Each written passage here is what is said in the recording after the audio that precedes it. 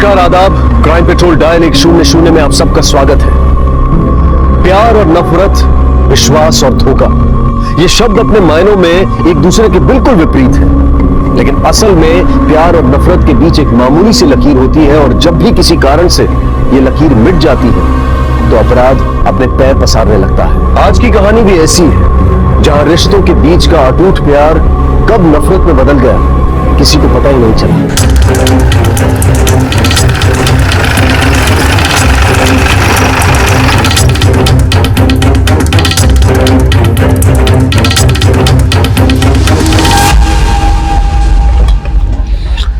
Sir यहाँ तो ताला लगा हुआ है और काफी बदबू भी आ रही है। ताला तोड़ दो।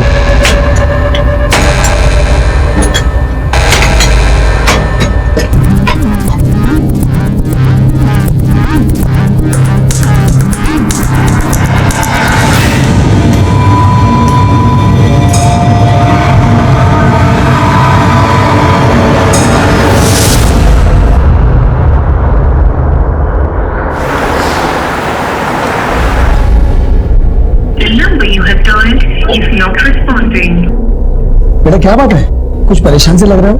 वहाँ मुंबई में सब ठीक तो है ना? अब बहुत देर से बरखा का फोन ट्राई कर रहा हूँ, लग नहीं रहा है। ये पहली बार नहीं हुआ है।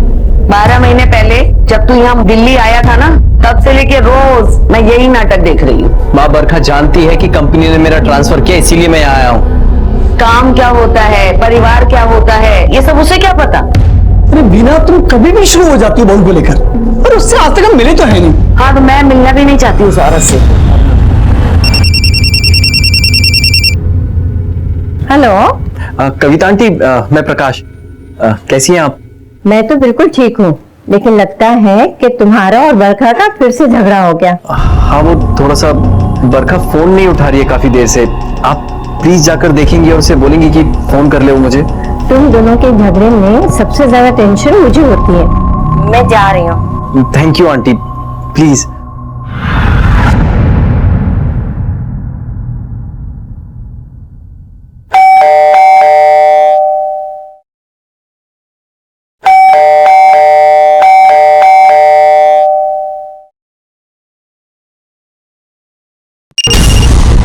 आंटी। हाँ बेटा, मैं बहुत देर से बेल बजा रही हूँ, लेकिन लगता है घर में कोई नहीं है। अच्छा आंटी, शायद हो सकता है कि बरखा कहीं बाहर गई हो। लेकिन अभी तो रात के 10 बज रहे हैं, इस समय। हो सकता है आंटी वो अपनी फ्रेंड राशि के साथ हो, मैं उसे ट्राई करता हूँ।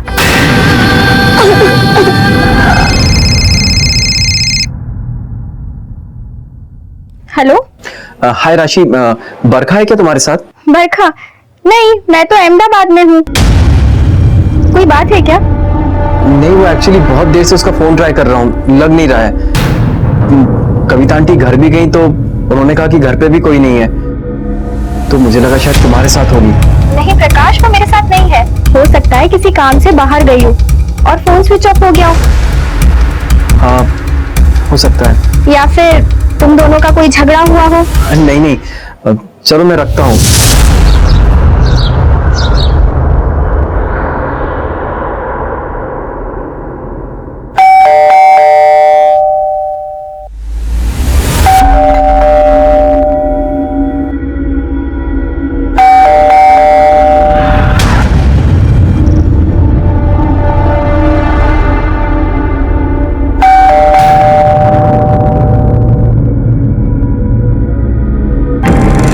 हाँ बेटा, मैं तुम्हारे घर के बाहर ही हूँ। कई बार घंटे बजाए, लेकिन कोई खोल ही नहीं रहा।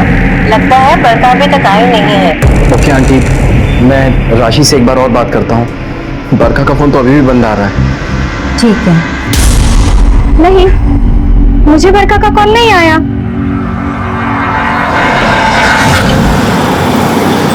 या आई गॉट द टिकट्स। मुझे डर था कि कहीं इतनी जल्दी में टिकट मिलेगी कि नहीं। या थैंक यू सो मच। प्रकाश, अरे सूटकेस लेके कहाँ जा रहा है? माँ, 2 दिन से बरखा का फोन नहीं लग रहा है। बाबूजी, बहुत घबराहट सी हो रही है। हाँ मैं मुंबई जा रहा हूँ। सुन बेटा, वहां पहुंच के फोन कर देना।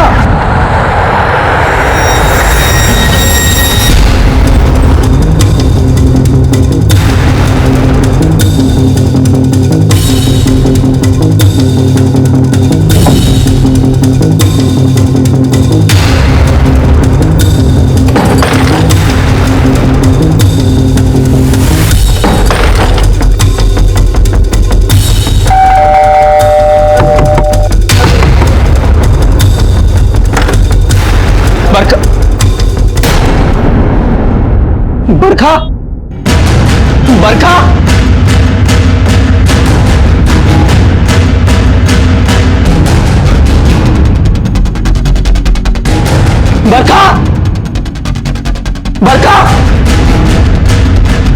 बरखा, बरखा।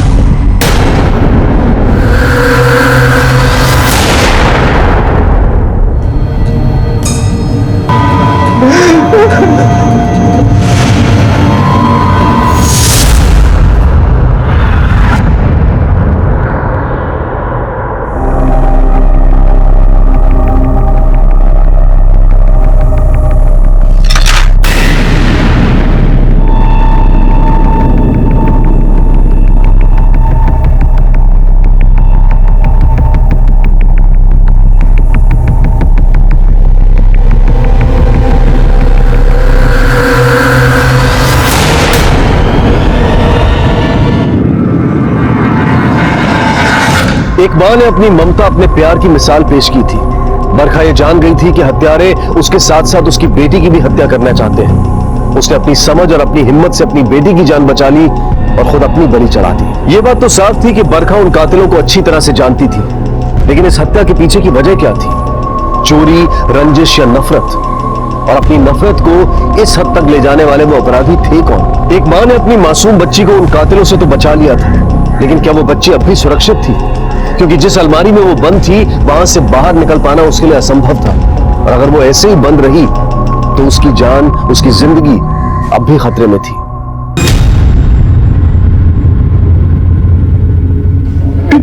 पियू, पियू, पियू, पियू, पियू।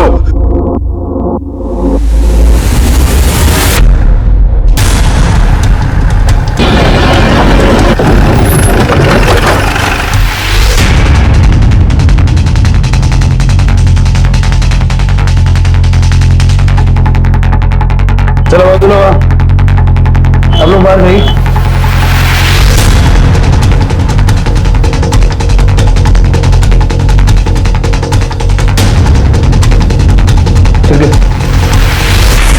सर किसी ने मेरी बीवी को मार दिया सर। मेरी बेटी भी गायब है 8 साल की है सर। नाम है उसका। पूरा घर ढूंढ लिया सर, कहीं नहीं। सर प्लीज उसे ढूंढिए। अब बैठिए, हम देखते हैं। सर प्लीज देखते हैं आप कौन है? मैं इनकी पड़ोस है। स्मिता,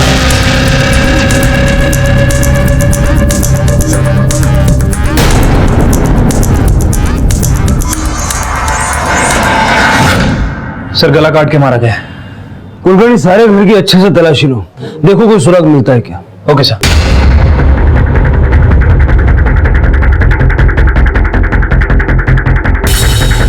क्या नाम बताया आपने? प्रकाश। देखिए, मुझे लगता है कि जिसने आपकी पत्नी को मारा है, आपकी बच्ची भी शायद उसी के पास। आपको कोई कॉल आया रैंसम वगैरह की?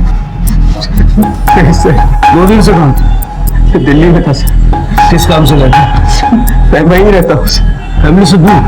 कोई खास वजह?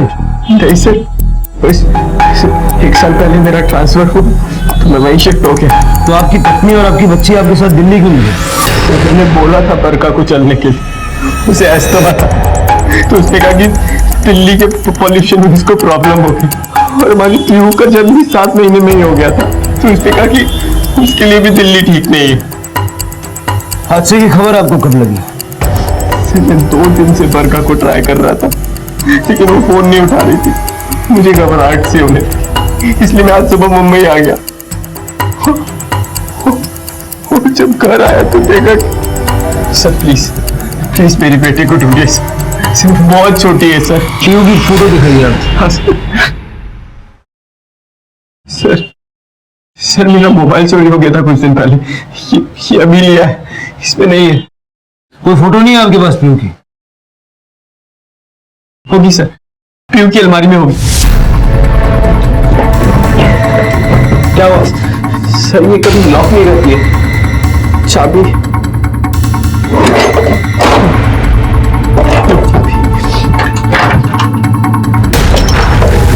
बॉडीला पोस्टमार्टम साठी पाठवा। सर कुछ समझ नहीं आ रहा है। बरखा का मर्डर हो चुका है, घर में चोरी हुई थी और बच्चे इस तरह अलमारी में बंद। पिछले 3 दिन का बिल्डिंग का सीसीटीवी फुटेज चेक करो और जरा वॉचमैन से पूछताछ करो। Okay sir.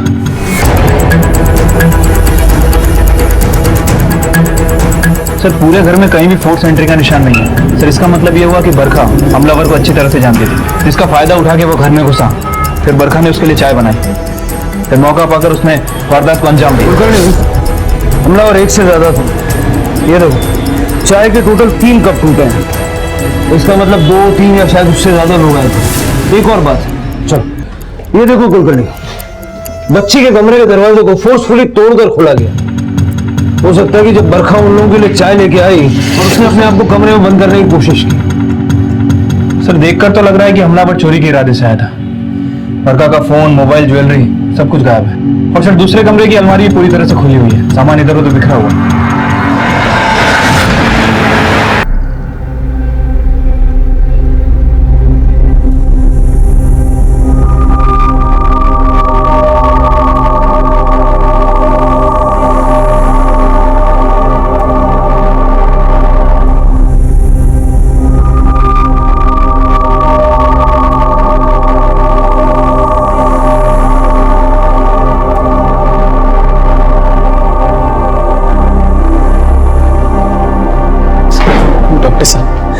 कैसी है पीहू? घबराने की कोई बात नहीं है। डिहाइड्रेशन और डर की वजह से आपकी बेटी बेहोश हो गई थी। हमने ट्रीटमेंट दे दिया है, वो होश में आ जाएगी। मैं मिल सकता हूँ उससे? अभी आप बच्ची से नहीं मिल सकते। होश आने में थोड़ा टाइम लगेगा। Thank you doctor. आपको किसी पे शक है? ऐसी हरकत कौन कर सकता है? सर मेरी किसी से कोई दुश्मनी नहीं है सर। कभी कभी दोस्ती दुश्मनी से ज्यादा खतरनाक होती है। कातिल बड़ी आसानी से घर में दाखिल हुए थे। बरखा ने उनके लिए चाय भी बनाई थी। शायद बरखा को उनके इरादों की भनक लग गई, इसलिए उसने अपने आप को कमरे में बंद कर लिया। और शायद उसे ये भी डर लगा कि वो बच्ची को मार सकता है, इसीलिए उसने पीहू को अलमारी में लॉक कर दिया। सर लेकिन मेरी बीवी और बच्चे को मार के किसी को क्या मिलने वाला था? ये तो वही लोग बता सकते हैं। आप एक बात बताइए, आपने 2 दिन तक पुलिस को इन्फॉर्म क्यों नहीं? सर ऐसा पहली बार नहीं हुआ था। पहले भी बरखा कई बार मोबाइल बंद कर चुकी थी। जब भी कभी मुझसे नाराज हो जाती थी वो मोबाइल बंद कर लेती थी। और अभी 2 दिन पहले भी हमारी बहस हुई थी। जिंदगी काटने और गुजारने में फर्क होता है बरखा। जिंदगी जितनी लंबी लगती है उतनी ही छोटी होती है। और हम लोग अपनी जिंदगी के कीमती पल ऐसे ही बर्बाद कर रहे हैं। तो क्या करूं? जितनी जिंदगी बची है उसे भी खत्म कर दूं? तो जानते हो ना मुझे अस्थमा की प्रॉब्लम है। और मम्मी आज तक मिली नहीं हूं उनसे, लेकिन फोन पर जितनी भी बात हुई है ना, उससे तो ऐसा लगता है कि अगर 4 दिन भी हम साथ में रहना तो वैसे ही नहीं बचूंगी। तुम माँ की फिक्र मत करो, वो दिल की बुरी नहीं है। लेकिन दिल्ली की हवा, तुम तो जानते हो ना वहाँ कितना पॉल्यूशन है। सांस लेना भी मुश्किल हो जाएगा मेरा वहाँ। और पीहू का तो सोचो। देखो अगर हम साथ साथ रहेंगे तो। 1 मिनट प्रकाश, अगर तुम्हें हमारे साथ ही रहना होता ना तो कब का ट्रांसफर लेकर मुंबई आ चुके होते। तुम्हें अगर साथ रहना है तो यहाँ आ जाओ, वरना जो करना है करो। मैं रख रही हूँ। बरखा, जब बरखा इस तरह पहले भी फोन बंद कर देती थी तो इस बार ऐसा क्या हुआ कि आप मुंबई तक आ गए? सर पहले जब भी वो फोन बंद करती थी तो मैं अपनी पड़ोस वाली कविता आंटी से बोलता था उससे बात कराने के लिए। लेकिन इस बार जब कविता आंटी घर गई तो बरखा घर पे नहीं थी। फिर मैंने राशि को फोन किया तो राशि ने बोला कि वो भी मुंबई में नहीं है। सर मुझे उसके बाद घबराहट सी होने लगी, इसलिए मैं मुंबई चला आया।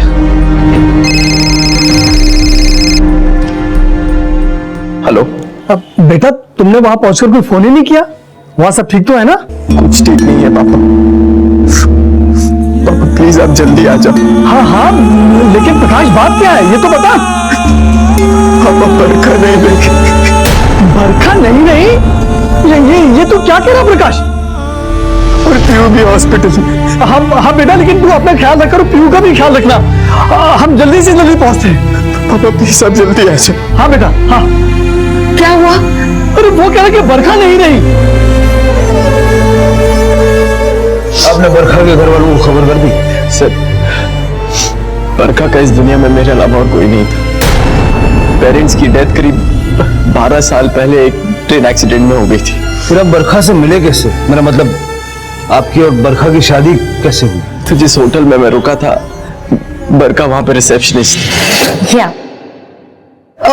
Okay sir, thank you.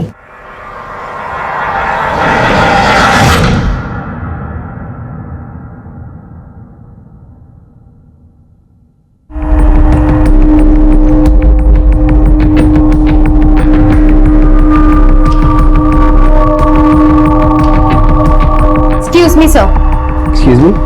क्या आपको नहीं पता किसी लड़की की फोटो खींचना गलत बात है? आप मेरी फोटो कैसे ले सकते हैं? अच्छा, चेक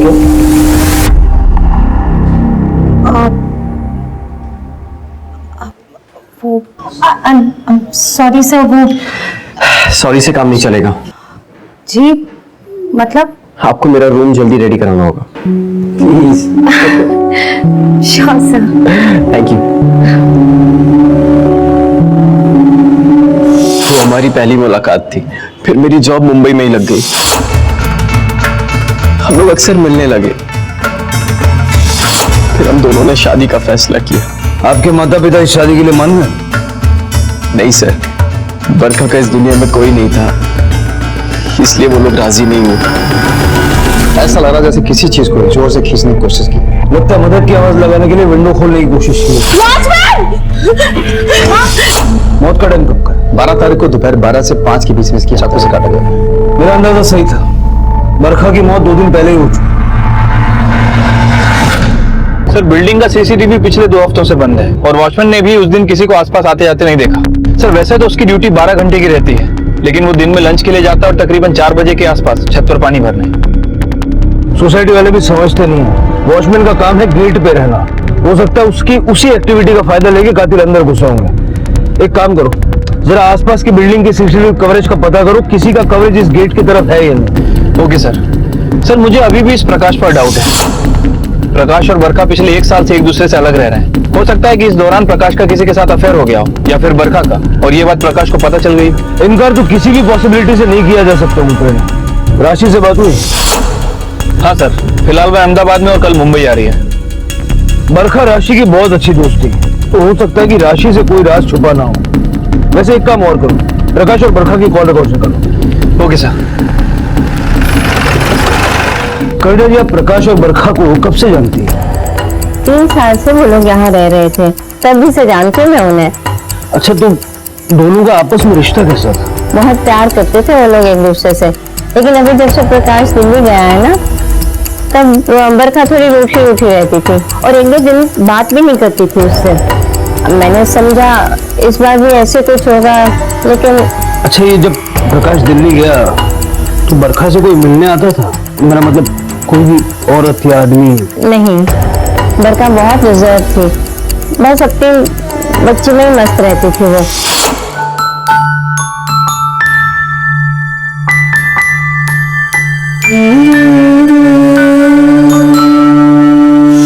और मुझसे भी तभी बात होती थी जब उनका झगड़ा होता था और मैं फोन पे उनसे बात कराने जाती थी।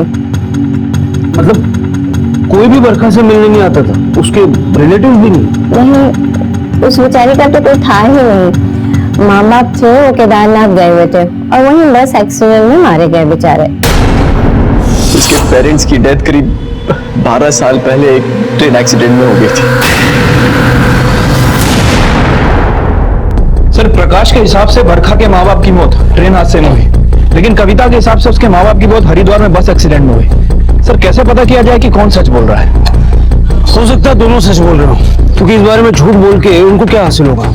झूठ बरखा बोल रही। सालों पहले एक झूठ उसने प्रकाश से बोला और अब कविता जी को अपने माँ बाप की मौत की एक नई कहानी सुना दी।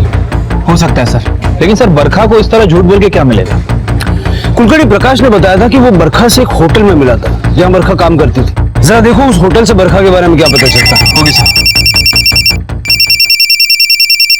हेलो, ठीक है हम लोग आ रहे हैं। ओके सर, हॉस्पिटल से फोन था सर, पीयू को होश आ गया। चलो बेटा, अब कैसी तबीयत है आपकी? देखो आपके लिए हम क्या लाए हैं,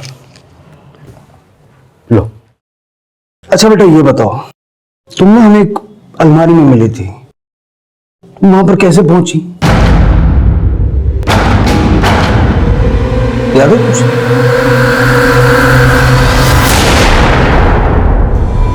मामा का है, मामा का है, मामा के पास जाना है।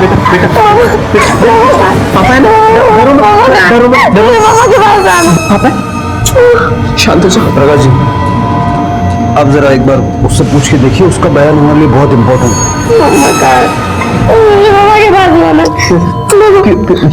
मामा के पास जाना। पापा है ना अभी, ठीक है। अच्छा कोई बात नहीं, फिलहाल आप हमें ये बताइए कि शादी से पहले बरखा कहाँ और किस होटल में काम करती है? जी हाँ सर, 6 साल पहले बरखा नाम की लड़की इसी होटल में काम करती थी, रिसेप्शनिस्ट का। कहीं ना, आप क्या जानना चाहते हो उनके बारे में? बरखा रहने वाली कहाँ की थी? सर ये नहीं पता। अच्छा, जब बरखा यहाँ पे काम करती थी तो उसने कुछ डॉक्यूमेंट्स जमा किए होंगे? हाँ सर, हम अपने एम्प्लॉयज का वेरिफिकेशन करते हैं, तो उनका डॉक्यूमेंट्स एक फाइल में रखते हैं। हमें वो फाइल देखनी है। जी भी मंगाता हूँ सर, शादी से पहले बरखा जिस होटल में काम करती थी वहां से पता चला है कि बरखा कानपुर के उन्नाव की रहने वाली है। और जब मैंने उन्नाव पुलिस से कांटेक्ट किया तो उन्होंने बताया कि बरखा 12 साल पहले किसी नंदन सिंह के साथ वहां से भाग गई है। नंदन सिंह। बरखा की मौत के बाद पुलिस इन्वेस्टिगेशन में बरखा की जिंदगी का एक ऐसा हिस्सा पुलिस के सामने आया था जिसने इस केस को नई दिशा दे दी। 12 साल पहले बरखा नंदन नाम के एक शख्स के साथ उन्नाव के एक पास के गांव से भागकर मुंबई आई थी। लेकिन उसके बाद बरखा की जिंदगी में क्या हुआ, नंदन और बरखा के रास्ते अलग क्यों हुए और क्यों बरखा अपने पति और अपनी जान पहचान के लोगों से झूठ बोल रही थी, ये अब तक एक राज था। इंसान या तो मजबूरी में झूठ बोलता है या फिर तब जब वो कुछ गलत करता है। तो बरखा के झूठ बोलने की वजह क्या थी, आखिर सच क्या था? आपसे बरखा ने किसी नंदन का जिक्र किया था? नंदन? नहीं सर, मैं किसी नंदन को नहीं जानता। कौन है ये? बरखा ने आपसे कई सारी बातें छुपाई हैं। पहली ये कि उसके पेरेंट्स जिंदा हैं। क्या? दूसरी ये कि वो कानपुर के पास उन्नाव की रहने वाली थी।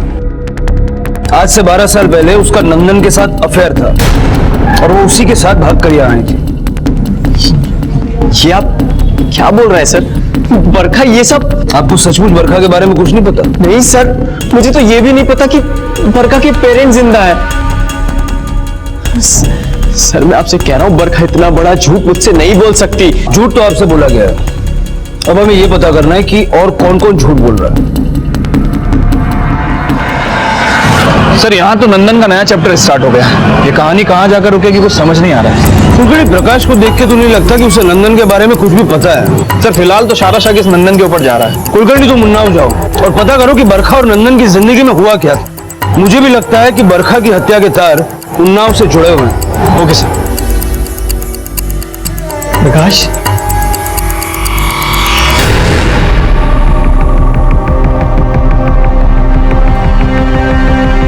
बेटी डरो मत, डरो मत बेटा, हम तुम्हारे दादा दादी हैं। वो पापा आप लोग शायद पहली बार मिली है ना, इसलिए बरखा भी इसे घर से बाहर ज्यादा जाने नहीं देती थी।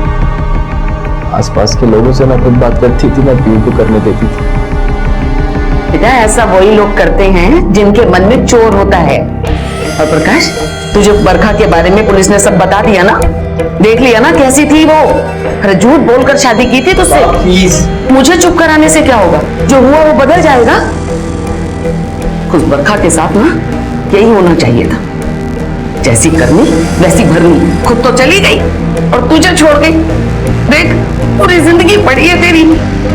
वीना, तुम जो मुझे इस तरह चुप करा देते हो ना, ये सब उसी का नतीजा है। माँ हूं मैं इसकी, बुरा नहीं चाहूंगी। घर का प्यारा भी तुम इसका भला नहीं चाहते। ये बुरा तो हो गया, कर गई ना इसकी माँ बुरा। पीयू, क्या हरकत है ये? हाँ प्रकाश, बच्ची है, कोई बात नहीं। जब तेरी माँ इतनी बड़ी समझदार नहीं है, उस बच्ची को क्यों डांट रहा था?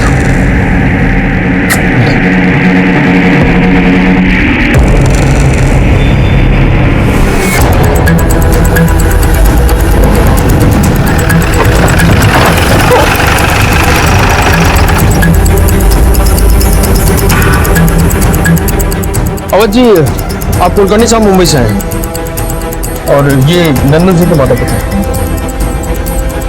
साहब, हमें सच कुछ नहीं पता कि वो कहाँ है। पहले उसे पैदा करने की कीमत हम चुका चुके हैं। वो तो पहले ही मर चुका है हमारे लिए। देखिए, आप घबराइए मत, हमें बस आपसे पूछताछ करनी है नंदन और बरखा के बारे में। अरे साहब, क्यों गड़े मुर्दे उखाड़ रहे हैं? देखिए, शायद आपको पता नहीं है लेकिन बरखा का खून हो गया। साहब, उसमें हम क्या कर सकते हैं साहब? वैसे ही हमारी जिंदगी जीते जी नरक बन चुकी है उन दोनों के कारण। क्या समझते हो तुम लोग? तुम बाप बेटे मेरी बेटी को भगा के ले जाओगे और मैं यहाँ शांति से बैठा रहूंगा? जब तक मेरी बेटी नहीं आएगी सड़ना यही तू। सर हम सही कह रहे हैं, हम कुछ नहीं, ये सच बता रहे हैं। क्या केस बनाना है इस पे? किडनैपिंग का केस बनाओ। तो नहीं सर, पर ऐसा मत कीजिए सर। सब मेरे बेटे को छोड़ दीजिए साहब, इसका करियर बर्बाद हो जाएगा साहब। कल इसका बैंक के लिए इंटरव्यू है साहब, इसको जाने दीजिए। हम मेरी बेटी को लेके आ और अपने बेटे को ले जाओ। सर प्लीज सर बात सुनिए सर प्लीज। साहब ऐसे औलाद भगवान दुश्मन को भी ना दे। मेरा बड़ा बेटा केवल उसकी बैंक में नौकरी लगने वाली थी, वो तो बेचारा इंटरव्यू भी नहीं दे पाया। मेरी छुट्टी की शादी टूट गई और पता नहीं कितने दिन हमने उस शंभू के खौफ में गुजारे। साहब उन दिनों बरखा का पिता शंभू हेड कांस्टेबल हुआ करता था। ये बात भी सही है कि उसने अपनी वर्दी का गलत इस्तेमाल किया था, लेकिन सब कुछ करने के बाद भी बरखा और नंदन का कुछ पता नहीं चला इतने सालों तक। शंभू अपनी वर्दी का गलत इस्तेमाल कर रहा था, इसके बावजूद भी उसके खिलाफ कोई एक्शन नहीं लिया गया। जैसे ही साहब को खबर लगी उसे सस्पेंड कर दिया गया, लेकिन कहते हैं ना समय सब कुछ भुला देता है। जिस केवल को मार पीट कर कभी इसने जेल में बंद कर दिया था, आज उसी केवल के साथ एक फाइनेंस कंपनी में काम करता है। साथ में उठना बैठना दोनों का। राशि जी आपको 2 दिन पहले बुलाया था, आप अब आ रही? सर एक्चुअली मैं अहमदाबाद गई हुई थी और वहाँ मुझे अर्जेंट काम था, तो इसलिए मुझे रुकना पड़ा। आपकी फ्रेंड का मर्डर हो गया। खैर पता चलने के बाद भी आप नहीं आई। कब से जानती थी आप बरखा को? यही करीब 10-11 सालों से सर, हम दोनों हॉस्टल में साथ रहते थे। तो इतने सालों में कभी उसने आपको बताया कि वो पहले से शादीशुदा थी? क्या मतलब? मेरा मतलब है कि प्रकाश से शादी करने से पहले वो एक शादी और कर चुकी थी। सर मुझे कुछ नहीं पता, मैं तो पहली बार ये सुन रही हूँ। मतलब बरखा ने ये बात आपसे भी छुपाई? आपकी बरखा से आखिरी बार बात कब हुई थी? हादसे से 1 दिन पहले रात को। किस बारे में बात हुई थी? यही कि मैं अहमदाबाद जाने वाली हूँ। अच्छा ये बताइए, बरखा और प्रकाश के बीच में रिलेशन कैसा था? सर वो दोनों बहुत ही हैप्पी कपल्स थे।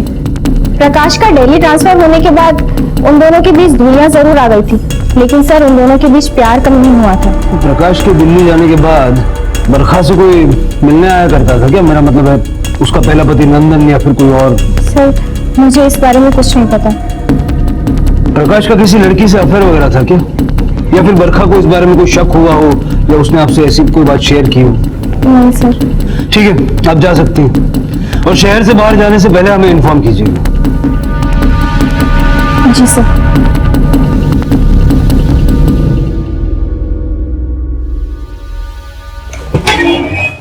सर प्रकाश और बरखा की कॉल रिकॉर्ड्स आई है। हमारे काम का कुछ मिला? सर इसमें ऐसा कोई नंबर नहीं है जिसपे उनकी ज्यादा बातें होती थी, और प्रकाश और बरखा के आपस में भी इतनी ज्यादा बातें नहीं होती थी। बरखा मर्डर केस एक जगह पर आकर रुक सा गया था। बरखा ने सभी से अपना अतीत छिपाया था। नंदन जिसके साथ वो घर से भागी थी, उसका कहीं कुछ पता नहीं था। आखिर इन दोनों के अलग होने की वजह क्या थी, जबकि इन्होंने अपने प्यार की वजह से अपनों से भी दुश्मनी मोल ले ली थी। पुलिस का ऐसा मानना था कि भले ही बरखा का मर्डर 12 मार्च 2017 को हुआ था, लेकिन उसकी हत्या के तार 12 साल पहले से भी जुड़े हो सकते थे। पुलिस को प्रकाश पर भी शक था कि कहीं उसे बरखा के अतीत के बारे में पता तो नहीं चल गया था। पुलिस हर पहलू की बारीकी से जांच कर रही थी, लेकिन उन्हें अब तक कोई सुराग नहीं मिला था। प्यार और नफरत से भरे कई चेहरों के बीच बरखा की बेटी अपनी मां को ढूंढ रही थी। उसकी मां उसके सामने आई भी, लेकिन आखिरी बार। क्या रे, लोन तो ले लिया तूने, किस्त क्यों नहीं चुकाई? किस्त चुकाने में नानी मर जाती है क्या तेरी? 2 महीने हो गए, एक भी किस्त नहीं आई, क्यों? ये भी। हेलो हेलो शंभू जी, मैं उन्नाव पुलिस स्टेशन से PSI यादव बोल रहा हूँ। आप और आपके जोड़ीदार केवल थाने आ जाओ। वक्त वक्त की बात है साहब, हम भी ड्रेस पहनकर सीना चौड़ा करके आते थे यहाँ, और आज इस तरह आना पड़ रहा है। अगर वर्दी का गलत इस्तेमाल नहीं किया होता तो आज भी सीना चौड़ा होता तुम्हारा। छोड़िए, जाने दीजिए ये सब बातें, मुद्दे पे आइए। क्यों बुलवाया है बताइए। मुद्दे की बात यह है कि बरखा का मर्डर हो चुका है।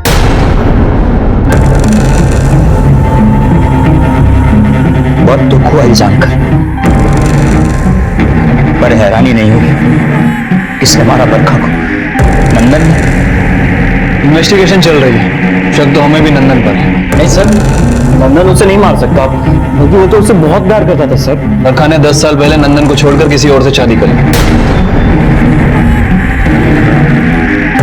जो लड़की बाप की नहीं हुई वो नंदन की कैसे होती? सर, अगर ये बात सच है कि बरखा ने नंदन को छोड़ दिया तो फिर पक्का नंदन ने उसे मार दिया होगा। मैं तुझे जिंदा छोड़ रहा हूं और आज के बाद अगर मेरी बेटी को देखा ना, तेरा भाई, बाप, खानदान सबको मारूंगा, जान से मार दूंगा।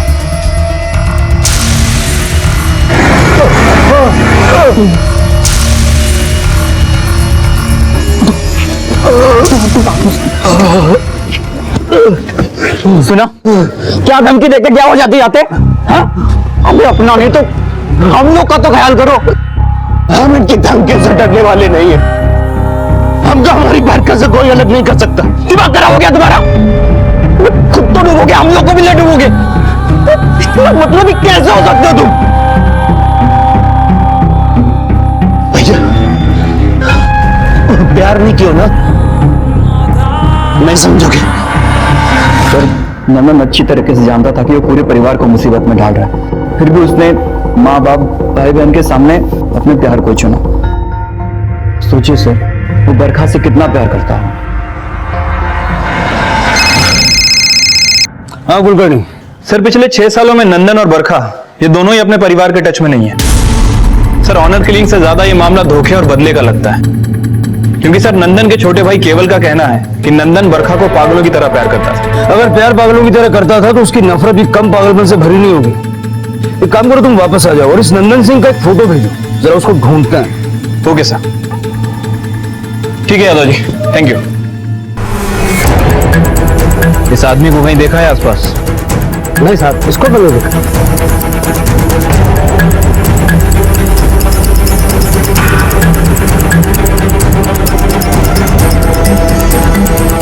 इस आदमी को देखा कभी आपने? हाँ सर, अभी 2 महीने पहले देखा था। एक काम कर, तुम यहाँ उतर जाओ, मैं बात करके आता हूँ।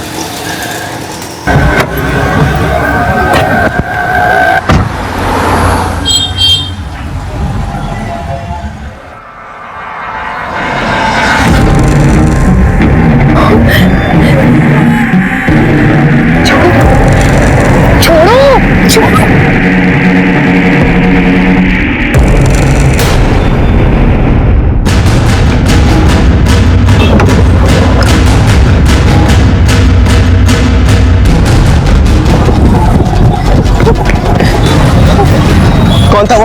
हाँ? कहाँ गया? पता नहीं कौन था, ऐसे ही अचानक से आके मेरा हाथ पकड़ लिया, जबरदस्ती करने लगा। मैं चीखने ही वाली थी, वो भाग गया, लेकिन पता नहीं। पुलिस स्टेशन चलो, ऐसे लोगों की कंप्लेन करनी चाहिए, सालों का सजा मिलनी चाहिए। चलो। नहीं रुको, हमें पुलिस स्टेशन नहीं जाना चाहिए, छोड़ो। ऐसे लफंगों के पीछे पड़ने का कोई फायदा नहीं है। चलो छोड़ो, घर चलो। बरखा तुम घर चलो, घर चलो ना प्लीज। पर ये है कौन सर? नंदन, बरखा का पहला पति। क्या? नंदन का फोटोग्राफ सारे खबरों में बांट दो और उसके घर वालों के कॉल रिकॉर्ड भी निकालो। Okay sir. सर, गांव में या घर में जरूर किसी ना किसी के कांटेक्ट में होगा। कुलकर्णी, अभी सारा फोकस नंदन पे रखो, हो सकता है उसी ने बरखा को मारा हो। Okay sir.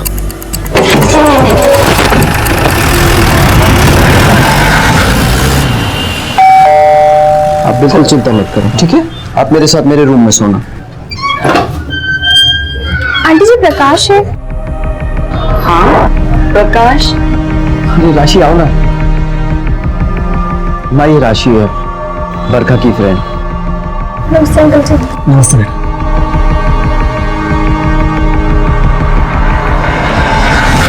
पीहू बेटा, आपने खाना खाया?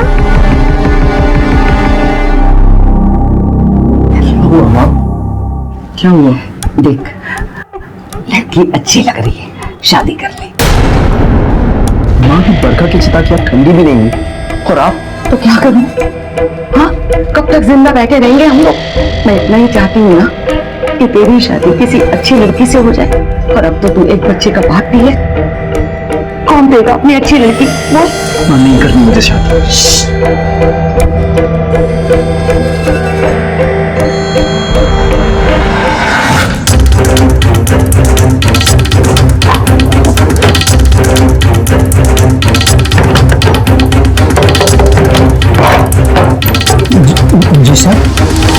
आपकी पत्नी कहाँ है?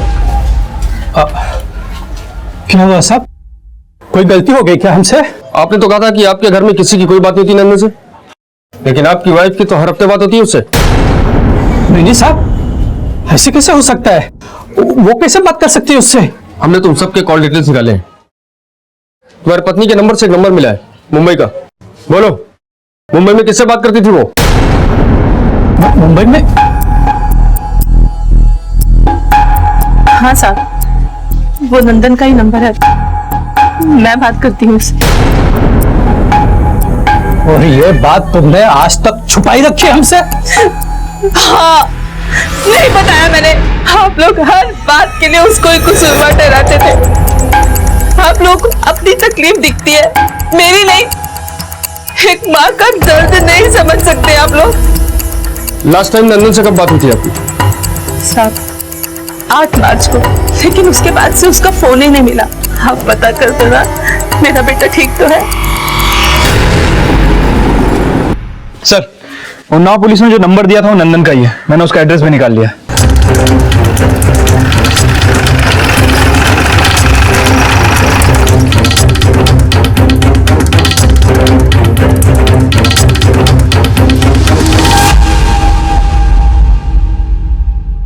सर, यहाँ तो ताला लगा हुआ है और काफी बदबू भी आ रही है।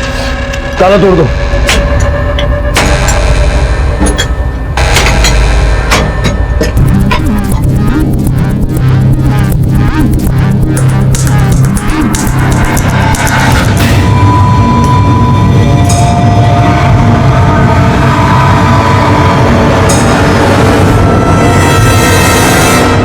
बरखा और नंदन के प्यार का अंत इतना भयानक होगा, इसका अंदाजा शायद उन दोनों को भी नहीं था। पुलिस के सामने नंदन की लाश पड़ी थी, जो खुद बरखा की हत्या का संदिग्ध था। पुलिस के सामने सवालों की लंबी लिस्ट थी। इन हत्याओं को किसने अंजाम दिया था? इन दोनों का हत्यारा कोई एक ही था या फिर अलग अलग? और 12 साल बाद किसने बरखा और नंदन से बदला लिया था? फिलहाल पुलिस को प्रकाश, केवल, शंभू और उन चोरों पर शक था जो चोरी की आड़ में मर्डर करने आए थे। लेकिन सवाल अब भी यही था कि इनमें से हत्यारा कौन था? नंदन इस हाल में मिलेगा उम्मीद नहीं थी। सर, बॉडी देखकर लग रहा है कि मौत हुए 1 हफ्ते से ज्यादा हो चुका है। फिलहाल बॉडी को पोस्टमार्टम के लिए भेजो। सारे घर की तलाशी लो।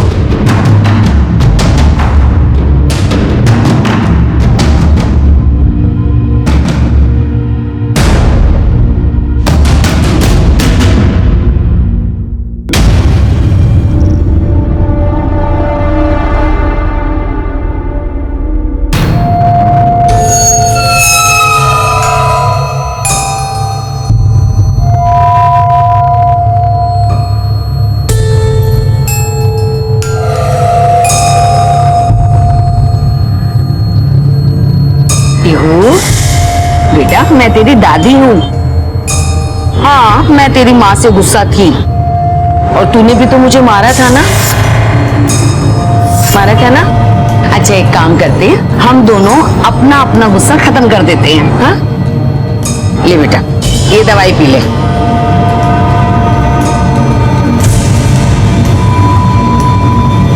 बेटा, दवाई नहीं पियोगी तो तुम्हारी मम्मा नाराज हो जाएगी ना? हाँ, लो दवाई पी लो। क्या कर रही हो ये? और ये कौन सी दवा पिला रही हो आप इसको? ये इसकी दवा नहीं है। ना तुम भी रहने दिया करो। अपने दवाई पीने का होश रहता नहीं तुम्हें, अब बच्ची को दवाई पिलाई जा रही हो। पापा कब आएगी? बोलो ना पापा, मम्मा कब आएगी? बोलो ना पापा, मम्मा कब आएगी? बेटा, तुम्हारी मम्मा नहीं आएगी अब। कितनी बार बोला है मैंने आपको, समझ में नहीं आता आपको? प्रकाश,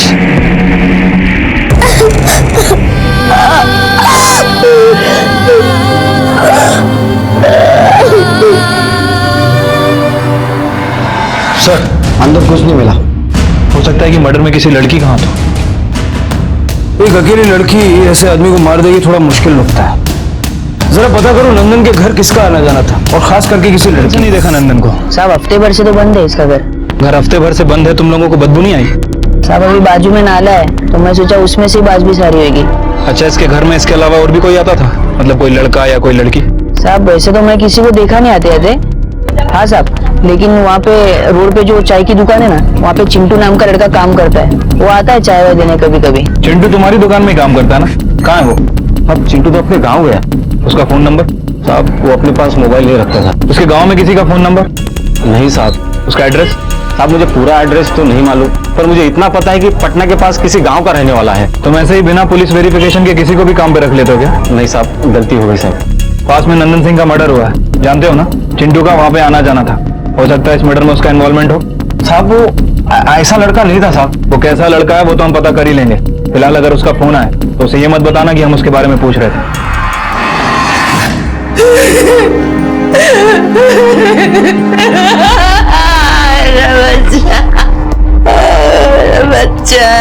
बस करो, कोई जरूरत नहीं है उसके लिए आंसू बहाने की। आप लोगों में से किसी को मुंबई चलना होगा उसकी लाश की शिनाख्त के लिए। देखिए साहब, पुलिस लावारिश लाश के साथ जैसा करती है ना, वैसा करिए उसके साथ। क्या क्या नहीं सहा है हमने उसके वजह से, क्या क्या नहीं सहा है, भूले नहीं है हम। इंस्पेक्टर साहब, हमें माफ कर दीजिए, हम में से कोई नहीं आएगा वहां शिनाख्त करने के लिए। एक मासूम बच्ची जिसने अभी तक जिंदगी को समझा भी नहीं था, आज उसकी ही दादी अपनी नफरत की वजह से उसकी जिंदगी छीन लेना चाहती थी। क्या यह नफरत सिर्फ इसलिए थी कि प्रकाश की मां वीना बरखा को पसंद नहीं करती थी और अब वो प्रकाश की शादी अपनी पसंद की लड़की से करवाना चाहती थी? क्या इस नफरत की वजह से बरखा की मासूम बच्ची की बलि भी चढ़ जाएगी?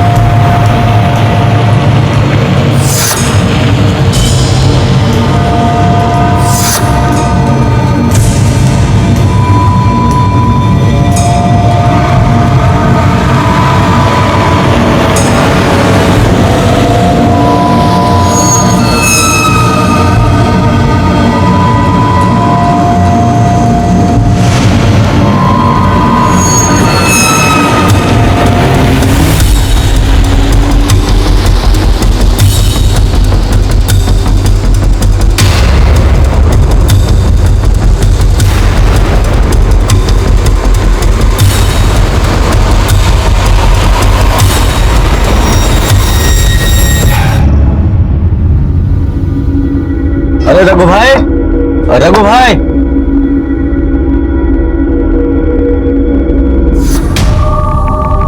लगभग 9 से 10 दिन पहले इसकी मौत हुई है। मतलब 7 या 8 मार्च। सर, बरखा का मर्डर 12 तारीख को हुआ था। इसका मतलब है कि बरखा के मर्डर में इसका हाथ नहीं है। मल्टीपल स्टरिंग हुई है। इसके पूरे शरीर में कई जगह धारदार हथियार से हमला किया गया और टोटल 17 घाव हैं इसमें। मतलब सब मारने वाला काफी नफरत करता था इससे। हेलो, क्या? ठीक है सर, नंदन के एरिया में एक और मर्डर हो गया है।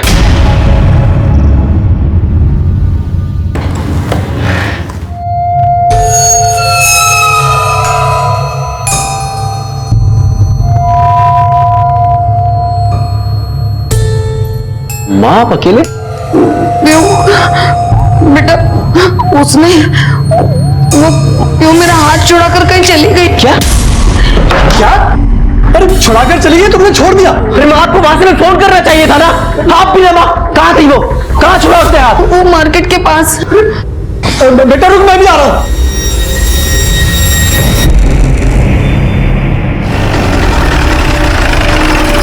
आइए सब, मैंने फोन किया था, ये वाला घर है। और लाश देखकर सबसे पहले मैंने आपको कॉल किया साहब। क्या नाम बताया? रघु। हाँ साहब। अकेले रहता था ये? हाँ साहब, 2 साल पहले इसकी बीवी छोड़कर चली गई थी, तब से अकेला रहता था। सर, आसपास देखकर तो लग रहा है चोरी हुई है। कातिल चोरी के इरादे से आया था। कोई चोरी क्यों करेगा? बहुत छोटा आदमी था साहब। सर, आदमी छोटा था लेकिन शौक काफी बड़े रखता था। काफी महंगी दारू और ग्लासेस भी 2 हैं। कल रात कौन आए थे यहाँ? मैंने तो किसी को आते जाते हुए नहीं देखा साहब। सर, ये फोन मिला। काफी महंगा फोन है। ये मोबाइल रघु का है। ये फोन रघु भाई का तो नहीं लगता साहब। कुलकर्णी जरा पता करो ये फोन किसका और कल रात यहाँ आया कौन था। Okay sir. कौन था ये रघु? क्या इसका नंदन और बरखा के केस से कुछ उसका और नंदन का एक ही बस्ती में रहना महज एक इत्तेफाक था? लेकिन रघु की खोली से पुलिस को कुछ शक पैदा करने वाली चीजें बरामद हुई थी कि दोनों हत्याएं वही करवा सकता है जो इन दोनों से बेहद नफरत करता हो। बरखा के पिता शंभू शर्मा और नंदन के भाई केवल सिंह के अलावा इन दोनों को मारने का मकसद प्रकाश के पास भी था, लेकिन पुलिस को इनके खिलाफ कोई सबूत नहीं मिला था। सर, रघु के घर जो फोन मिला था वो फोन बरखा का ही है। इसका मतलब कि रघु की लिंक बरखा हो सकता है कि रघु ने ही बरखा को मार दिया और उसका फोन चुरा लिया हो, या फिर कोई उसके साथ शामिल भी हो सकता है जिसने बाद में रघु को मार दिया। लेकिन सर रघु और बरखा इन दोनों का कोई पर्सनल लिंक तो है नहीं। सर हो सकता है कि रघु को किसी ने बरखा और नंदन को मारने की सुपारी दी हो और फिर काम हो जाने के बाद किसी ने रघु को भी मार दिया। कौन दे सकता है सुपारी? नंदन का भाई और बरखा का बाप? एक काम करो, नंदन का बाप अवध और उसका भाई केवल, बरखा का बाप शंभू, प्रकाश के माता पिता और राशि, इन सबका बैंक स्टेटमेंट निकालो। अगर ये कॉन्ट्रैक्ट किलिंग का केस है तो कहीं ना कहीं कोई विड्रॉल दिखेगा। Okay sir. एक काम और करो, बरखा की बिल्डिंग और उसके आसपास के एरिया में पता करो कि 12 मार्च को किसी ने रघु का मूवमेंट वहां देखा है। ठीक है सर।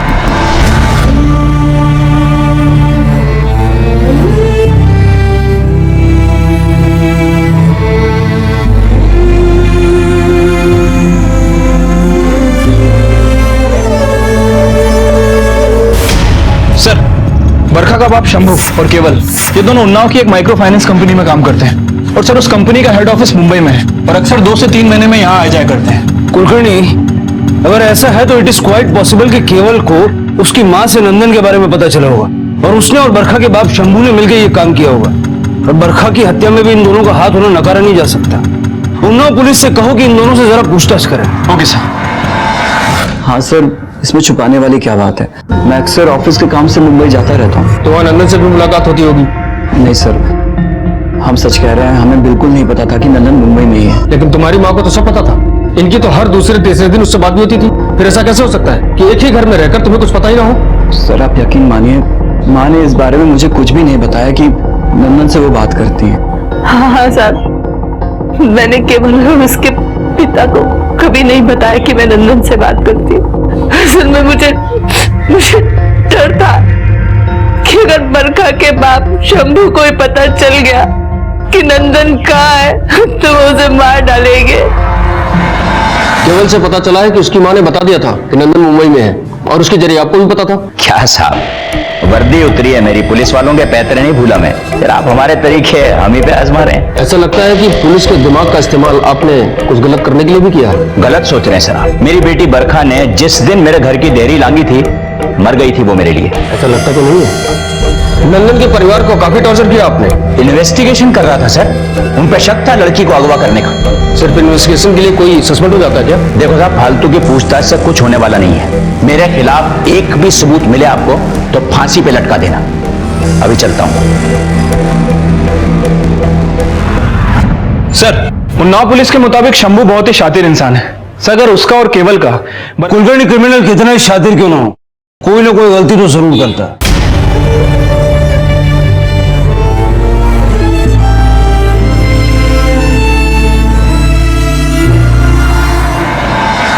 इस आदमी को देखा है आपने? हाँ साहब, जानता हूँ, ये तो रघु है। रघु है ये तो हमें भी पता है। अच्छा, जिस दिन बरखा का मर्डर हुआ 12 तारीख को, क्या ये बिल्डिंग में आया था? 12 तारीख? हाँ साहब आया था, लेकिन वो बगल वाली बिल्डिंग में गया था, इस बिल्डिंग में नहीं आया था। और साहब इसके साथ एक आदमी और भी था।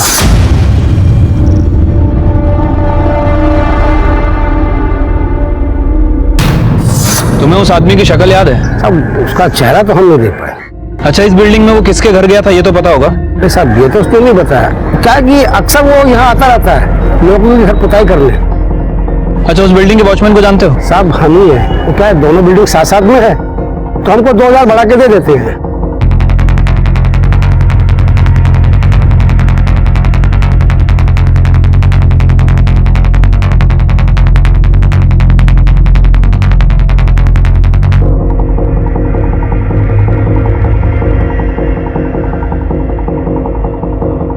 फिर के दोनों ही बिल्डिंग आपस में कनेक्टेड है और ये आसान रास्ता इस बिल्डिंग से उस बिल्डिंग के अंदर आने का।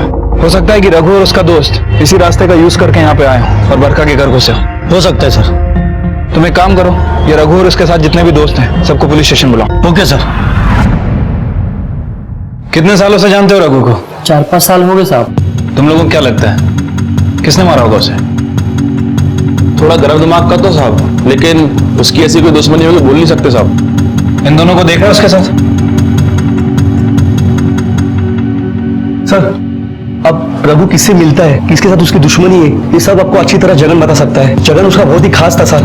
जगन? जी हाँ। अरे जगन के बारे में हमने भी सुना है, लेकिन उसका घर और फोन दोनों ही बंद है।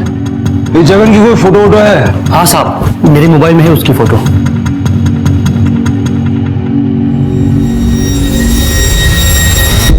शिंदे ये फोटो ले लो।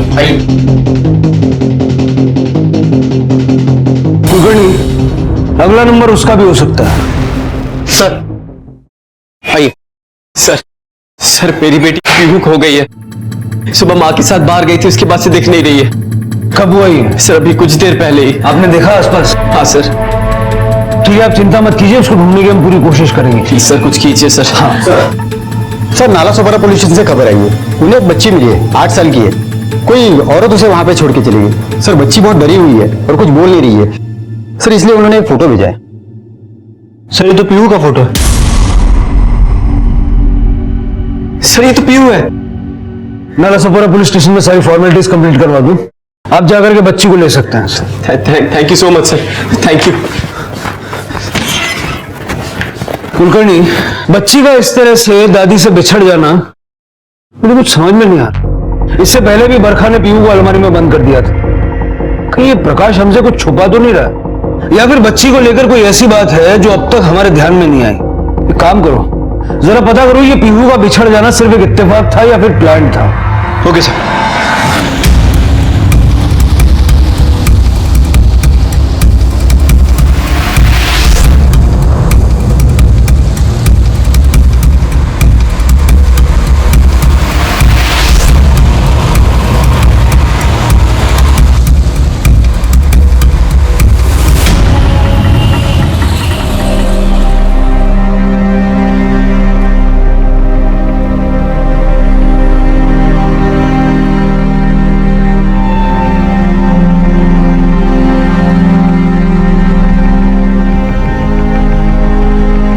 देखो माँ, आज के बाद आप पीहू को कहीं बाहर लेकर नहीं जाएंगी। मतलब तू कहना चाहता है कि मैं उसे जानबूझकर छोड़कर आई हूँ? वो कुछ नहीं कहना चाहता, वो ये कहना चाहता है कि तुम शांति के साथ घर में बैठो, कुछ मत करो। बेकार में एक नई मुसीबत खड़ी कर देती हो। अब कहीं ऐसा ना हो कि तुम्हारी इस लापरवाही को लेके पुलिस हम पर शक करने लगे, तुम प्रमोद और प्रकाश पे ये शक करने लगे कि कहीं हमने तो अपनी बहू को नहीं मरवा डाला। बरखा की बेटी पीहू फिलहाल तो सही सलामत थी, लेकिन प्रकाश की मां वीना ने पहले भी उसकी हत्या करने की कोशिश की थी और इस बार भी उन्होंने पीहू की जिंदगी छीनने की एक नाकाम कोशिश की थी। उनका सच अब तक किसी के सामने नहीं आया था, इसलिए पीहू की जिंदगी अब भी हर पल खतरे में थी। लेकिन पुलिस को वीना पर शक हो गया था, इसलिए उन्होंने अपनी तहकीकात शुरू कर दी। क्या पुलिस के सामने वीना का सच आ पाएगी? सर नाला सोपाड़ा में जहां पीहू मिली थी वहां मैंने सभी जगह पूछताछ की। सर पता नहीं चल पाया कि दादी ने अपनी बच्ची को जानबूझ के छोड़ा था या फिर गलती से, क्योंकि सर वो एरिया काफी भीड़ भाड़ वाला है, किसी ने ध्यान नहीं दिया। कुलकर्णी, कड़ियां उलझती जा रही हैं। बरखा का बाप और नंदन का भाई ये तो शक के दायरे में थे ही, लेकिन मुझे ये प्रकाश और उसकी फैमिली भी क्लीन नजर नहीं आ रही। सर पीहू के बारे में एक बात है जो बहुत दिनों से खटक रही है। सर पीहू के फीचर्स अपने माँ और बाप दोनों से नहीं मिलते। कुलकर्णी, कभी कभी ऐसा होता है, बच्चे दादा दादी या फिर नाना नानी जैसे दिखते हैं। सर मैंने उसके नाना नानी से भी मुलाकात की है, वो उनके जैसे भी नहीं दिखती।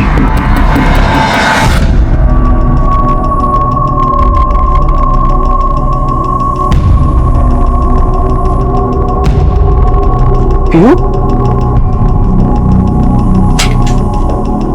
पीहू? कहाँ गई? पीहू?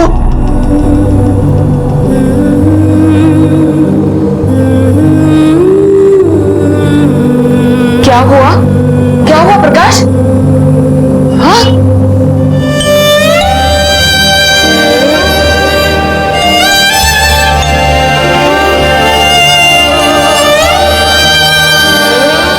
क्या हुआ पीहू बेटा? ये लड़की तो और ना तुझे दिन में चलने में देती है ना रात में सोने देती है। क्या हुआ पीयू बेटा, आप यहाँ क्या कर रहे हो? मामा बहुत रात हो गई है ना, चलो हम अंदर चल के सो जाते हैं, ठीक है? मुझे मामा के पास सोना है। प्रकाश, ऐसा कर, इसकी माँ की तस्वीर में ना इसके कमरे में ले जा। हम मम्मा की फोटो अंदर लेके चलते हैं, फिर वो हमारे साथ रहेगी ना, ठीक है?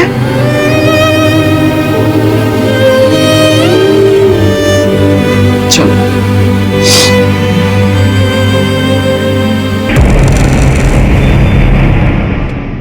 सर, आप मुझसे जो कुछ पूछना चाहते हैं पूछ सकते हैं। आपकी बेटी पीयू आप ही की बेटी है या आपने उसे अडॉप्ट किया? कैसी बात कर रहे हैं सर आप? पीहू मेरी और बरखा की ही बेटी है। तो जब पीयू पैदा हुई उस वक्त आप बरखा के साथ थे? नहीं सर, जब पीयू पैदा हुई तो मैं यूएस में था। तो आपके पेरेंट्स तो होंगे बरखा के साथ? नहीं सर, हम भी वहां नहीं थे। दरअसल इस शादी से हम लोग खुशी नहीं थे, और जब प्रकाश वहां नहीं था तो फिर हम सर मैं आने ही वाला था, लेकिन पीहू का जन्म 2 महीने पहले ही हो गया। तो प्रेगनेंसी के दौरान बरखा अकेली थी? नहीं सर, उसकी फ्रेंड राशि उसके साथ थी। एक्चुअली बरखा राशि के साथ ही रह रही थी। बरखा के पति प्रकाश ने हमें बताया कि बरखा प्रेगनेंसी के दौरान आपके साथ थी। नहीं सर, बरखा मेरे साथ नहीं थी। दरअसल उसने झूठ बोला था अपने पति से। उसने झूठ क्यों बोला? सर वो मुझे नहीं पता, लेकिन वो प्रेगनेंसी के 2 महीने पहले मुझे मिली थी। वो रो रही थी। क्या हुआ बरखा, क्यों इतना रो रही है? बताएगी?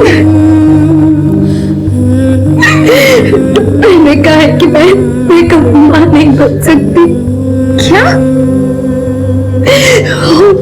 और प्रकाश को बच्चा चाहिए। अगर ये बात मुझे पता चली तो वो मुझे छोड़ देगा। सर वो एक दिन अचानक मेरे घर आई। इतनी देर कहाँ लगा दी? कब से वेट कर रही थी?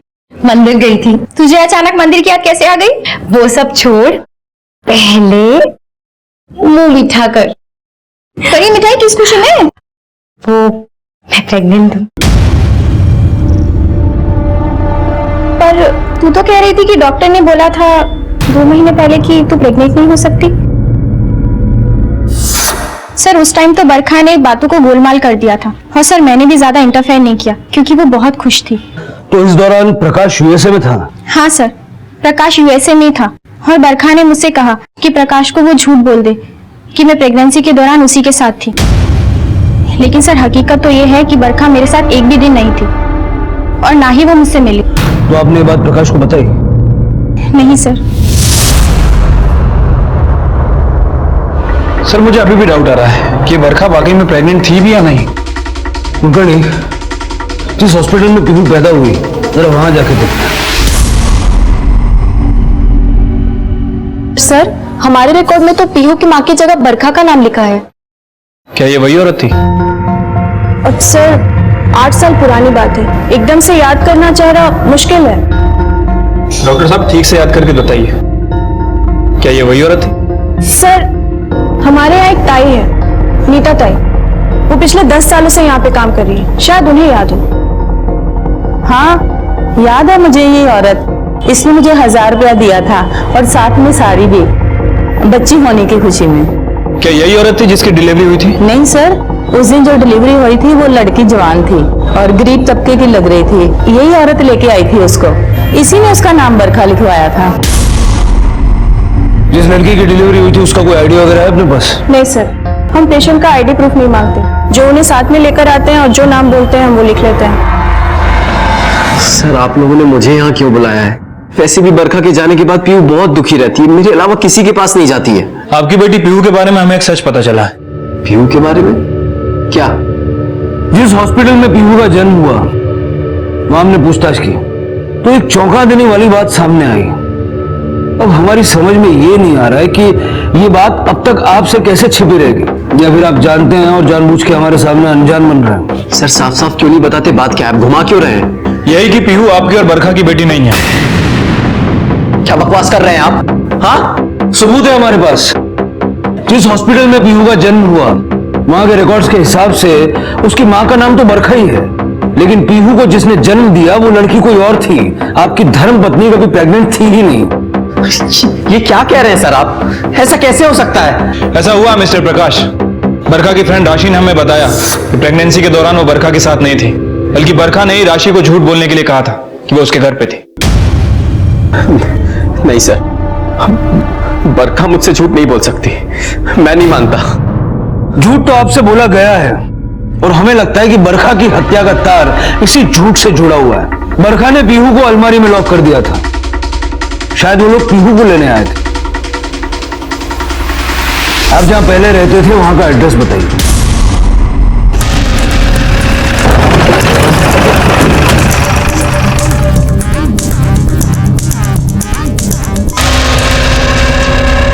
साहब ये शांता है, जब बरखा मैडम यहाँ पर रहती थी तो ये उनके घर पर काम करती। ठीक है, जाओ। क्या हुआ साहब? तुम्हारी बरखा मैडम का मर्डर हो गया। अब जो कुछ मैं पूछता हूँ सीधा सीधा बताना। पीहू बरखा की ही बेटी है? नहीं साहब, बरखा मैडम को बच्चा नहीं हो रहा था, इसलिए वो बहुत परेशान थी। मैडम, इंसानों का भी अजीब होता है ना, जिसके पास नहीं है वो भी रो रहा है और जिसके पास है वो भी रो रहा है। क्या मतलब है तुम्हारा? बाप को बच्चा नहीं है इसलिए आप दुखी हो, और वो किरण, उसको बच्चा होने वाला है इसलिए वो दुखी है। बच्चा होने वाला है तो वो दुखी क्यों है? अब बीन गई लड़की माँ बनेगी तो रोएगी ना। वो क्या है ना, उसका जिसके साथ लफड़ा चल रहा था ना, वो एक नंबर का लफंगा था। जैसे उसको पता चला कि इसको बच्चा होने वाला है, बस छोड़ के भाग गया। ये डॉक्टर के पास चली गई तो डॉक्टर ने भी बच्चा गिराने से इनकार कर दिया। तो मुझे मिलवा सकती हूँ उनसे? हाँ, बरखा मैडम ने मुझे बोला, इसलिए मैंने किरण को उनसे मिलवाया। आप फिक्र मत कीजिए कि बच्चा होने दीजिए, अब मैं ले लूंगी और इन सब में जो भी खर्चा आएगा वो सब मैं देख लूंगी, और ऊपर से 1 लाख रुपए भी दूंगी। ये बात तुमने किसी को बताई थी, प्रकाश या फिर किसी और को? नहीं साहब, मैंने किसी को नहीं बताई। बरखा मैडम ने ये बात छुपाने के लिए मुझे 25,000 रुपए दिए थे। नंदन से अलग होने के बाद बरखा ने जो प्रकाश के साथ नई जिंदगी शुरू की वो झूठ के साथ की। शायद उसे डर था कि सच जानने के बाद कहीं प्रकाश उसे छोड़ ना दे। डर इंसान का सबसे बड़ा दुश्मन होता है और ये डर कई बार हमसे गलत काम भी करवाता है। बरखा ने भी यही किया। खुद मां नहीं बन पा रही थी तो किसी और की बच्ची को पैसे देकर खरीद दिया, और ये बात उसने अपने पति तक से छुपाई। बरखा की जिंदगी में कई राज थे और यही वजह थी कि बरखा की हत्या पुलिस के लिए एक अनसुलझी पहेली बन गई थी। सर एक बात तो कंफर्म है कि पीहू बरखा की बच्ची नहीं है। सर हो सकता है कि यह बात प्रकाश को पहले से ही पता चल गई हो और प्रकाश ने बरखा का मर्डर करवा दिया। ये जो पेंटर है रघु, उसके साथ ही जगन का पता चला? नहीं सर, उसके बारे में कुछ पता नहीं चला है। मैंने खबरियों को अलर्ट कर दिया। और सर वो चाय वाले लड़के चिंटू, उसके बारे में भी कोई इंफॉर्मेशन नहीं मिली। सर अपने खबरी का फोन आया था। नंदन मर्डर केस का जो सस्पेक्ट है चिंटू अपने चाय की टपरी पर वापस आया है।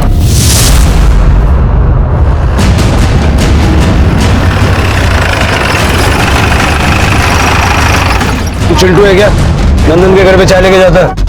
हाँ साहब, ये मर्डर वाले दिन भी वहां गया था, इसने बताया मुझे। मर्डर देखने गया था ना? चल पुलिस स्टेशन की चाय पिलाता हूँ तुझे। एक झूठ बोलेगा 100 डरने पड़ेंगे। सब मैं क्यों झूठ बोलूं? मैंने कुछ भी नहीं किया। भागा क्यों था फिर? सर वो भागा नहीं था, वो गाँव गया था। घर वालों की बड़ी याद आ रही थी। बहुत याद आती है, याद करके बता।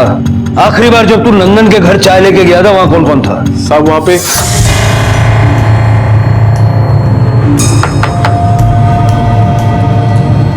क्या है? वो चाय का गिलास दो ना खाली।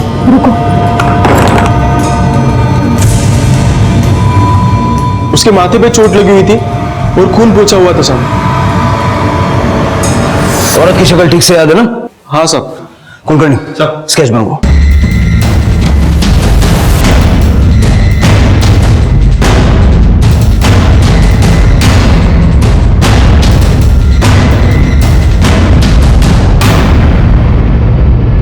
इस औरत को जानता है? नहीं सर, मैं नहीं जानता। इसको जानते हो? हाँ सर जानता हूँ। ये तो नंदन की दोस्त मीना है। इसे तो मैं भी अच्छी तरह से जानता हूँ सर। इसके साथ 2 लड़के और भी थे, नंदन के दोस्त। मेरी बेटी और नंदन को भगाने में इन लोगों ने मदद की थी। अब कहाँ मिलेंगे ये? सर ये लोग काफी दिनों से यहाँ है नहीं। हाँ सर, ये आजकल दिल्ली में काम करते हैं। नहीं, उनके घर वाले तो होंगे। हाँ सर, है ना। बल्कि मीना के भैया भाभी तो हमारे घर के पास में ही रहते हैं। प्रजापति जी सर। उनके घर वालों से बात करो, पता लगाओ कहाँ है वो लोग। Okay sir. यहाँ पे हमें क्यों लाया? हमने क्या किया साहब?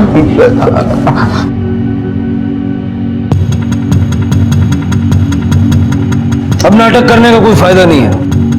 हम जानते हैं कि तुम तीनों ने मिलकर नंदन की हत्या की है। सीधा सीधा सच सच बता दो, इसमें तुम्हारा फायदा है। हो सकता है सजा कम हो जाए।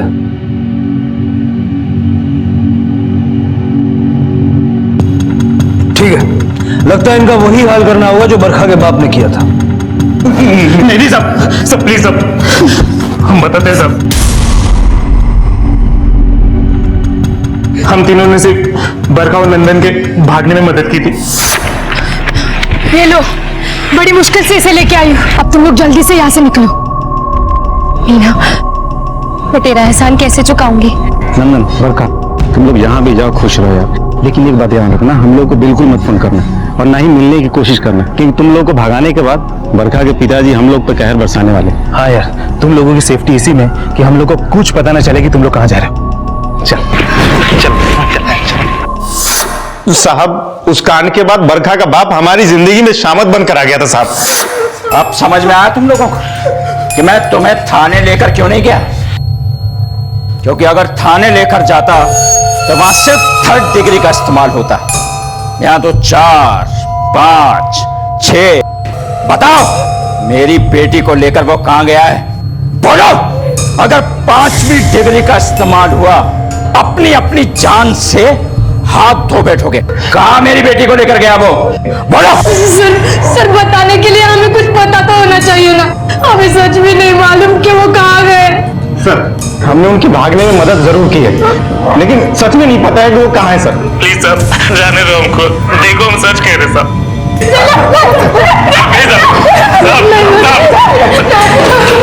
ऐसे नहीं मानोगे तुम लोग। तुम लोगों ने मेरी इज्जत मिट्टी में मिलाने के लिए उन दोनों को भागने में मदद की। अब जब तुम्हारी आंखों के सामने तुम्हारी दोस्त की इज्जत उतरेगी, तब शायद तुम्हें समझ में आएगा इज्जत उतारना क्या होता है।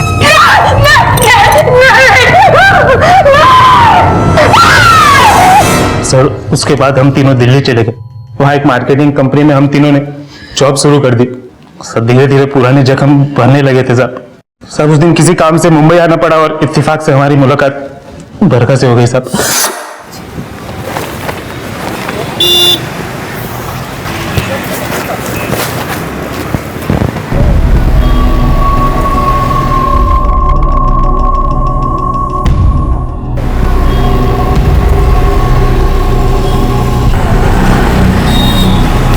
आप लोग, बरखा, कितना बदल गई हो तुम। लेकिन तुम लोग बिल्कुल नहीं बदले, आज भी साथ। कहाँ साथ में? हमारे एक साथी को तो तू भगा के लेके आई, कहाँ है वो? क्या बात है बरखा, सब कुछ ठीक तो है ना? वो मीना, वो मैं और नंदन अब साथ में नहीं रहते। तलाक हो गया हमारा। क्या? तो क्या करती? जिंदगी नरक बना दी थी उसने मेरी। शादी के बाद नंदन बिल्कुल बदल गया था। अगर उसके साथ रहती ना तो शायद मर चुकी होती अब तक। आज हमें जैसे ही पता चला कि जिन दोनों को साथ में करने के लिए हमने इतनी तकलीफें सही, आज वो दोनों अलग अलग हैं, तो हमें लगा कि जैसे हमें लगा कि हमारी दोस्ती को, हमारी कुर्बानी को उन्होंने बहुत बड़ी गाली दी है। तेरे वजह से बरखा के बाप ने हमारी जिंदगी नरक बना दी थी और तू ही तो अलग हो गया। इसीलिए दी थी कि इतनी कुर्बानी हमने। अबे, हमने खुद नहीं छोड़ा उसको, वो खुद हमें छोड़ के चली गई है। तो और क्या करती? हाँ, जिंदगी भर तुम्हारे लात और घूंसे खाती। तुमने ज्यादा तरफदारी मत करो उसकी, समझ में? तो क्या करेगा? तब तुम लोगों की जिंदगी बर्बाद नहीं हुई थी, क्योंकि तुम लोगों ने कोई क्राइम नहीं किया था। लेकिन अब तुम तीनों ने खुद चल के अपने हाथों से अपनी जिंदगी बर्बाद कर ली है। आखिरकार पुलिस ने नंदन के हत्यारे को गिरफ्तार कर लिया था, लेकिन बरखा के कातिल की गुत्थी अब भी नहीं सुलझी थी। एक बात अब तक पुलिस के सामने साफ थी कि बरखा की हत्या एक कॉन्ट्रैक्ट किलिंग थी, लेकिन यह हत्या किसने करवाई थी ये सवाल अब भी बना हुआ था और पुलिस सच जानने के लिए हर संभव कोशिश कर रही थी। वो जो मैंने बैंक स्टेटमेंट्स मंगवाए थे सबके आ गए? हाँ सर, पाटिल ला रहा होगा। सर मैंने सबकी बैंक डिटेल्स चेक की, कुछ मिला? नहीं सर, किसी के भी अकाउंट से कोई बड़ा ट्रांजैक्शन नहीं मिला, लेकिन प्रकाश ने 1 साल पहले एक डीएनए लैब को 30,000 रुपए दिए थे। DNA lab?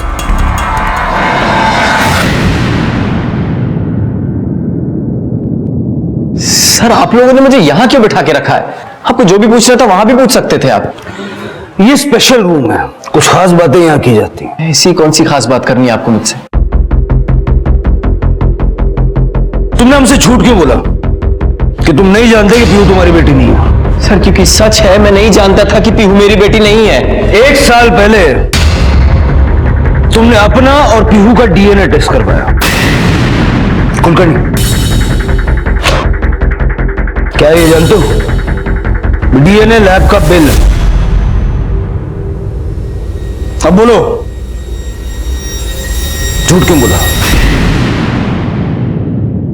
सर मुझे बरखा पे उसी दिन शक हो गया था जब मैंने पहली बार उसे नंदन के साथ देखा था। तुमने बताया कि नंदन को तुमने 2 महीने पहले देखा था और ये डीएनए टेस्ट 1 साल पहले। नहीं सर, मैंने नंदन को 2 महीने पहले नहीं, 1 साल पहले ही देखा था।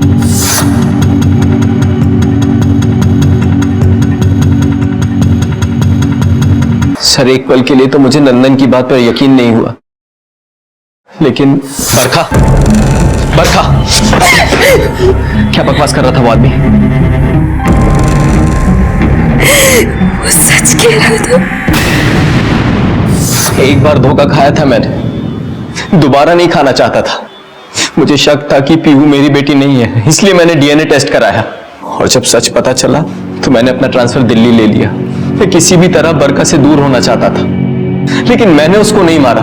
सर अगर मुझे उसे मारना होता तो मैं उसे तभी मार देता, लेकिन मेरे अंदर हिम्मत नहीं थी सर, बिल्कुल हिम्मत नहीं थी। ठीक है, जा।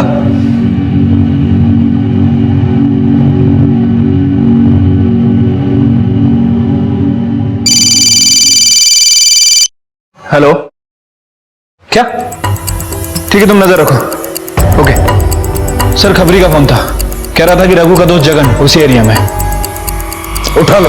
Okay sir.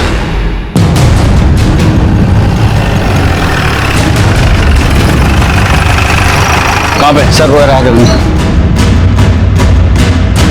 पक्का बारीक से बारीक। सलाम साहब। रख।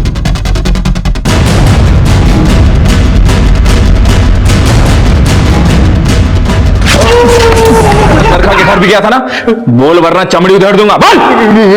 गलती हो गई साहब, गलती हो गई, मुझे नहीं जाना चाहिए था रघु के साथ साथ।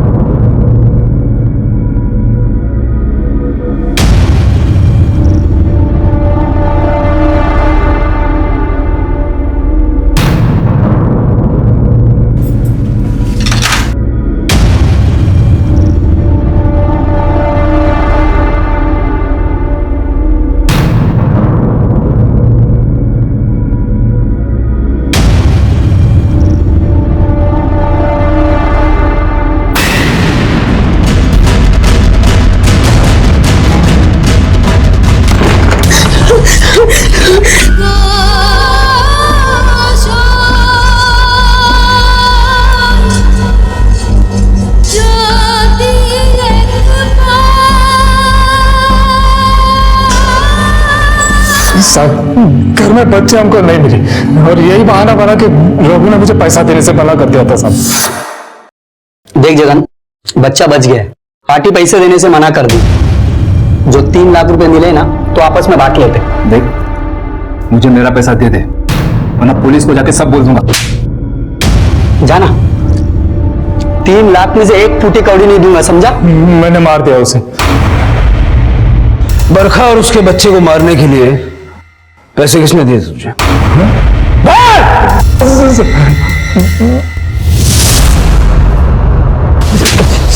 सर ये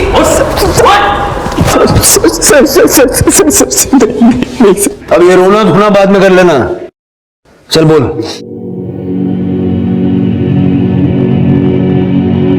सर आपको पता है सबसे ज्यादा नफरत कहां होती है? वहीं जहां सबसे ज्यादा प्यार होता है। मैं बरखा के लिए अपने माँ बाप से लड़ गया, लेकिन वो मुझे जब पता चला कि मेरा और पीहू का डीएनए मैच नहीं करता है तो मुझे लगा कि उसका किसी से अफेयर चल रहा है। एक बार बरखा से पूछ लेता, वही बता देती कि वो पीहू की बायोलॉजिकल मदर नहीं थी। सर मैं गुस्से में पागल हो गया था। बरखा से अलग होने का इसके अलावा मुझे और कोई रास्ता नजर नहीं आ रहा था। इस बच्ची की परवरिश अब आप अपने एनजीओ के थ्रू कीजिएगा। पीहू बेटा, ये बहुत अच्छी आंटी है, आपका एकदम अच्छे से ख्याल रखिए।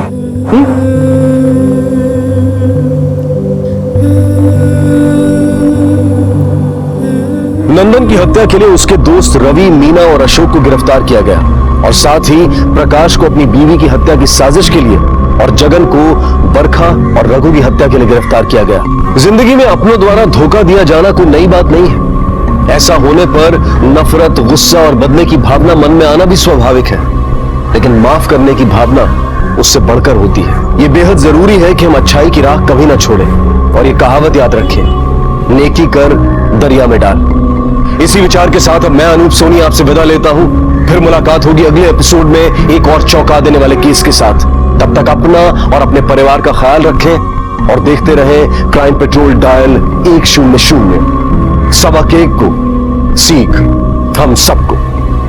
जय हिंद। इस तरह के और भी एपिसोड देखने के लिए हमारे चैनल को सब्सक्राइब करें और बेल आइकन दबाना ना भूलें।